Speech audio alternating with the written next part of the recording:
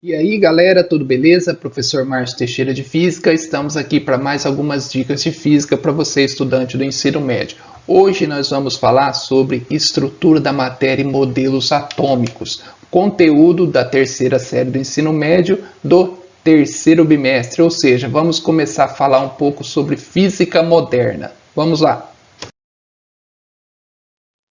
Bom, então vamos falar sobre o átomo. Toda matéria é formada por átomos e o átomo é constituído de prótons, elétrons e nêutrons. Detalhe, pessoal, toda a matéria é formada por átomos. Não podemos dizer que tudo é formado por átomos, porque tem algumas coisas que não são matéria, tudo bem? Vamos citar, por exemplo, nosso pensamento. Não é matéria, certo? Então toda a matéria é formada por átomos. E o átomo é constituído basicamente de três partículas, que são os prótons, os elétrons e os nêutrons. Bom, os prótons e os nêutrons, eles ficam no núcleo do átomo. Tá vendo aqui? O vermelho e o azul. Então aqui são os prótons e os nêutrons. Os prótons, eles são portadores de carga positiva e os nêutrons não têm carga elétrica. Bom, essa outra parte aqui do átomo, pessoal, é chamada de eletrosfera. E é nesse lugar que orbitam os elétrons, na chamada nuvem eletrônica. Os elétrons são portadores de carga negativa, tudo bem?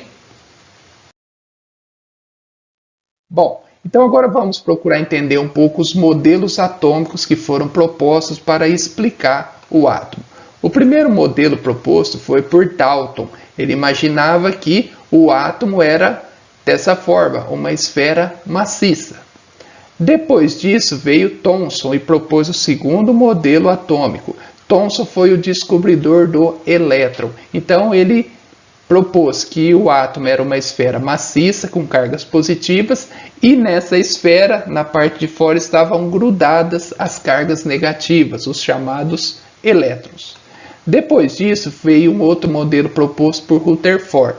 Isso daqui já em 1911, ou seja, em pleno século XX. Esse estudo é relativamente recente. Rutherford propôs um novo modelo atômico. Eu vou comentar sobre o experimento dele para ficar mais fácil.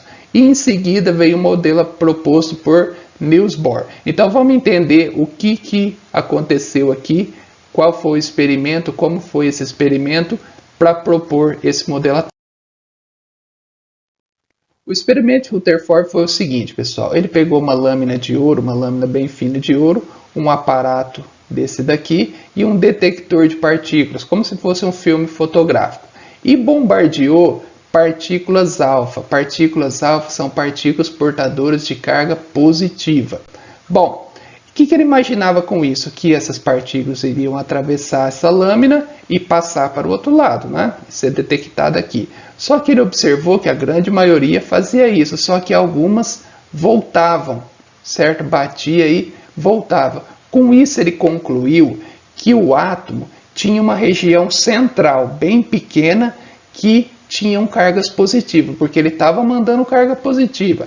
Algumas positivas batiam e voltavam, então ele falou, ali tem repulsão. Então ali naquele centro tem cargas positivas. E na grande parte tem cargas negativas, por isso que elas atravessavam. Então ele propôs um modelo desse jeito.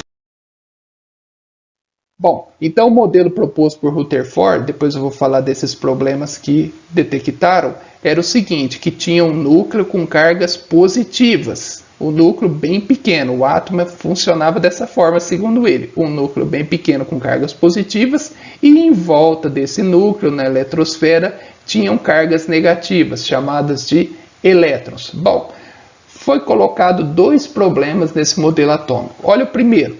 Questionaram Rutherford, se no centro do átomo possui prótons, cargas positivas, como explicar a estabilidade, uma vez que cargas de mesmo sinal se repelem? Entenderam o questionamento, pessoal? Falou assim, se aqui está cheio de carga positiva e nós sabemos que positivo com positivo se repele, como que vai ficar estável isso daí? Isso daí vai explodir. Rutherford, para explicar isso daí, propôs, pessoal, a existência do nêutron, certo? Foi aí que surgiu o nêutron. Segundo ele, nêutron era uma partícula que não tinha carga elétrica e a função do nêutron era dar essa estabilidade, ou seja, não deixar o núcleo entrar em colapso. Beleza? Então resolveu o primeiro questionamento. Aí veio o segundo.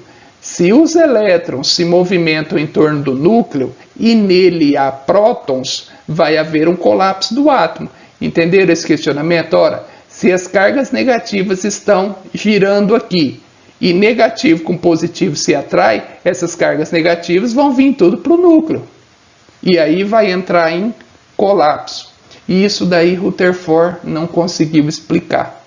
Tudo bem? Aí foi proposto um melhoramento nesse modelo que nós vamos ver na sequência. Bom, em seguida veio Niels Bohr e usou todas as ideias de Rutherford, que o átomo tinha uma região central chamada de núcleo, que tinham cargas positivas e tinham também os nêutrons, com a função de dar essa estabilidade.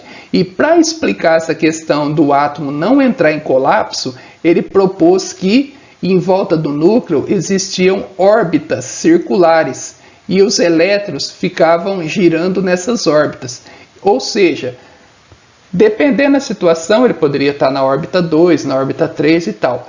Quando ele tinha a menor quantidade de energia possível, ele ficava nessa órbita 1, ou seja, jamais ele ia entrar em colapso com o núcleo. Mesmo se ele tivesse pouca energia, ele ficava nessa. Se ele tivesse mais energia, ele ia para as outras. Então foi uma forma de solucionar essa questão deles entrarem em colapso. Foi proposto por Bohr.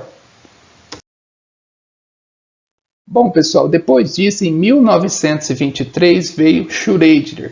Schrödinger fez um melhoramento nesse modelo. Segundo Schrödinger, tinha que desconsiderar essa questão de órbita. Então, ele propôs esse modelo de nuvem eletrônica. Ao invés dessas órbitas circulares, que depois viram que eram elípticas, ele propôs esse modelo da nuvem eletrônica em 1923. E esse modelo é o chamado modelo atômico atual, ou seja, até nos dias de hoje, 2020, esse é o modelo que está valendo. Bom, pessoal, por hoje era isso. Espero que vocês tenham gostado, tenha facilitado aí o entendimento sobre esse conteúdo. Falamos sobre a estrutura da matéria, que a matéria é formada por átomos. Citamos essa parte da cronologia dos modelos atômicos. Se ficou alguma dúvida, deixe seu comentário, será o maior prazer respondê-lo. Valeu, até a próxima, abraço a todos.